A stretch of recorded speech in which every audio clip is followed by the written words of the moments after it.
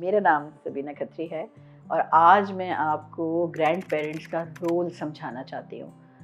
Grand parents की अहमियत तो हमारे घरों में है, लेकिन शायद हम उनका रोल समझ नहीं पाए हैं। हम समझते हैं कि हम उन्हें संभाल रहे हैं, लेकिन दरअसल ऐसा नहीं है। वो हमें बहुत कुछ दे चुके हैं, दे रहे हैं और दे सकते हैं। हमारे माशरे में जहाँ हम रहते हैं, इसकी एक बहुत खूबसूरत तहज़ीब है हमारी, कि हमारे जो दादा दादी हैं या नाना नानी हैं, हम उनकी हमारी ज़िंदगियों में बहुत अहमियत है। और मेजॉरिटी घराने अपने घरों में उनके ग्रैंड पेरेंट्स रहते हैं साथ। अल्लाह का शुक्र है कि ये हमारी तहज़ीब का हिस्सा है आज भी, कि हमारे घरों में हमारे पेरेंट्स यानी कि छोटे बच्चों के ना दादा और दादी साथ रहते हैं। हाउएवर जो एक चीज़ होती चली जा रही है वो ये हो रही है कि हम ये समझने लगे हैं, यानी पेरेंट्स जो बीच में 3 जनरेशन्स हैं, एक छोटा बच्चा है, फिर पेरेंट्स है, फिर ग्रैंड पेरेंट्स हैं। तो ये जो बीच में नौजवान हैं, उनके कंधों पे इतना बोझ है अपने छोटे बच्चों को भी संभालने का, अपने माँ बाप को भी संभालने का, कि कहीं वो ये अहमियत तो उनको है अपने माँ बाप की, मगर कहीं वो ये बात भूल गए हैं कि जो मेरे पेरेंट्स हैं, जो शायद ज़ईफ़ हैं, वो आज भी मेरे छोटे बच्चे को बहुत कुछ दे सकते हैं। और ये जो कनेक्शन है घर के छोटे का और घर के बड़े का, ये एक मिरेकुलस कनेक्शन है, जिसकी वजह से उस बच्चे की तरबियत इतनी बेहतरीन होती है, और जो ज़ईफ़ है घर के अंदर, उसकी जो दिल को सुकून मिलता है ये करके, जिसकी वजह से एक ट्रायंगल खूबसूरत सा बनता है।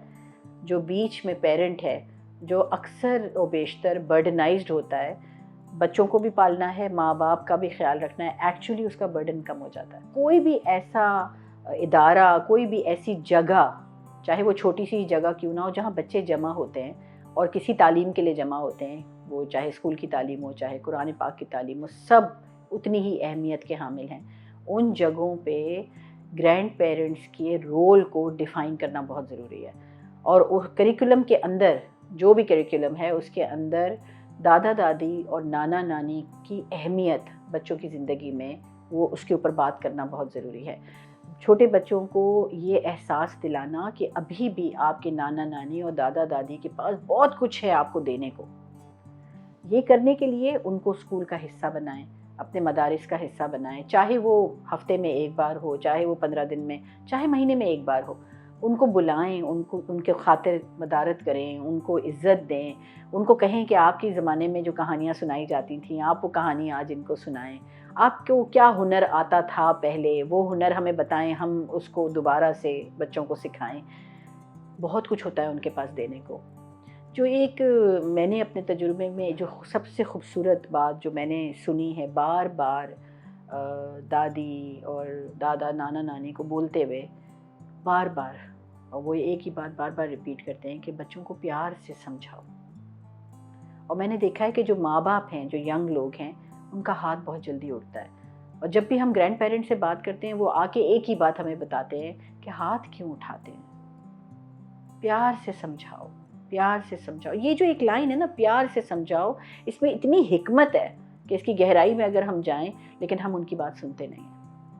जो स्कूल में आप एक एक्टिविटी कर सकते हैं, उसकी मैं एक मिसाल आपको देती हूँ कि मैंने देखा है, नोटिस किया है कि बेशतर स्कूल के अंदर जो होमवर्क्स दिए जाते हैं, वो सारी क्लास को एक जैसा होमवर्क दिया जाता है, और वो घर जाके बच्चे एक दूसरे को कॉल करके कॉपी भी कर लेते हैं, और टीचर खुश हो जाती है कि सब करके आए होमवर्क। ऐसे होमवर्क का कोई फ़ायदा नहीं है।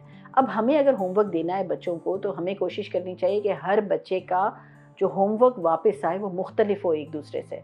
साथ साथ हमें ये भी करना है कि हमें बच्चों को उनके ग्रैंड पेरेंट्स से कनेक्ट करना है।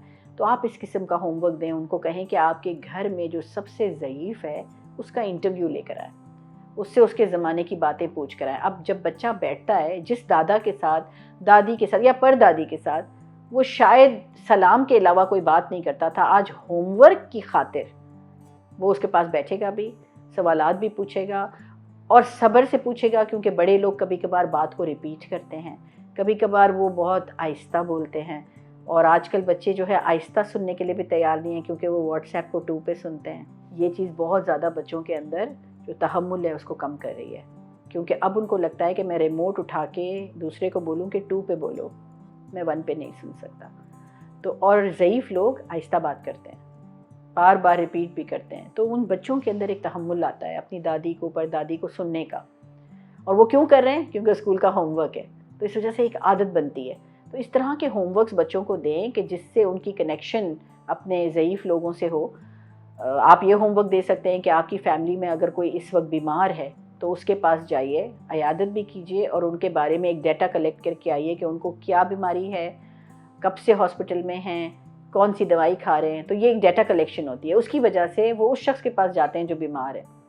تو یہ کنیکشنز ایسی کنیکشنز ہیں جس سے ہوم ورک بھی ہو جاتا ہے اور بچے ان لوگوں سے کنیکٹ ہوتے ہیں جن سے شاید وہ دن میں سلام کے علاوہ کوئی بات ہی نہیں کرتے۔